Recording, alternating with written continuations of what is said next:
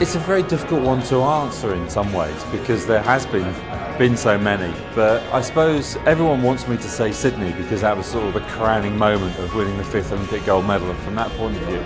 But for me, it's got to be the first, is that you have this dream to become Olympic champion, and it's that moment of crossing that line, of making that dream into reality.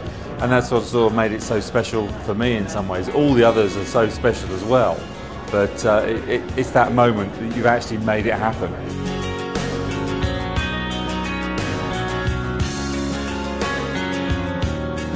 I suppose there's been a number over the years.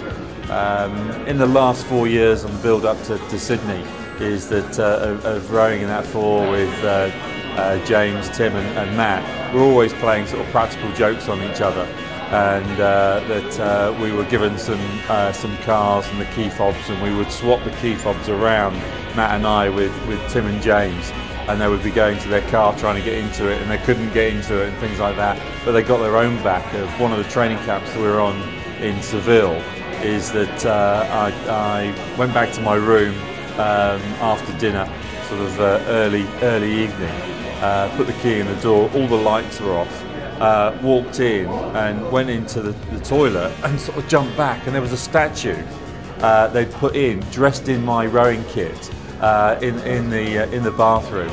I went to the toilet and sort of just left it there, thinking, God, because I shared a room with Matthew, and came out, and then as I was leaving the room again, is that I saw there was a camera. We were doing a video diary, and there was a camera, and it was just coming to the end of the hour's tape that they'd put into our room, and I didn't know who it was, if it was Tim and James, or if it was Matt, or if Matt was in the know of it.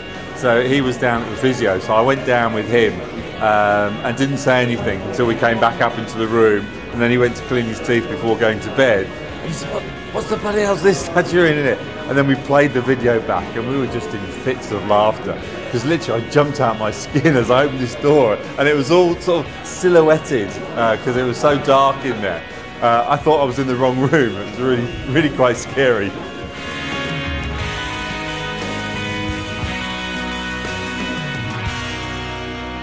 Outside sport would be quite difficult, because I always sort of started from such a young age that sport has really been sort of my life right the way through.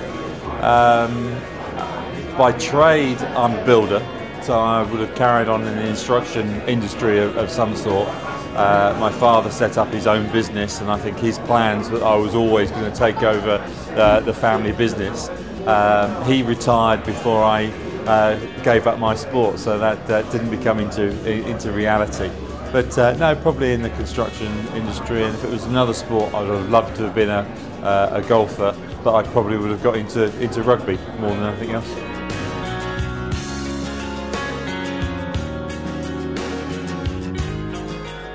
The Jaguar Academy is so important to give this next generation a chance. Is that with the focus of 2012 and some of the other sporting events, there's quite a lot of funding going in to the athletes that will be competing. But nature of hosting the Winter Games and Summer Games is that funding gets cut. Canada are going to have the problem now of trying to stay at the same level that they've been focusing up to this point. We've been pumping a lot of money into summer sports, and once 2012 is over, that's going to be reduced. So helping the next generation that are going to be watching that on TV, getting into sport for the first time, may be really talented at the individual sports that they are. They need that little bit of finance to help them to the next stage. But the Jaguar Academy is much more than that, because it's giving advice, it's giving the sort of the people that are the sporting greats. And by the list of ambassadors and patrons that we've got, it's pretty incredible. And to have some advice from those people would just be immense for those youngsters coming through, of helping them to be the patrons of the future.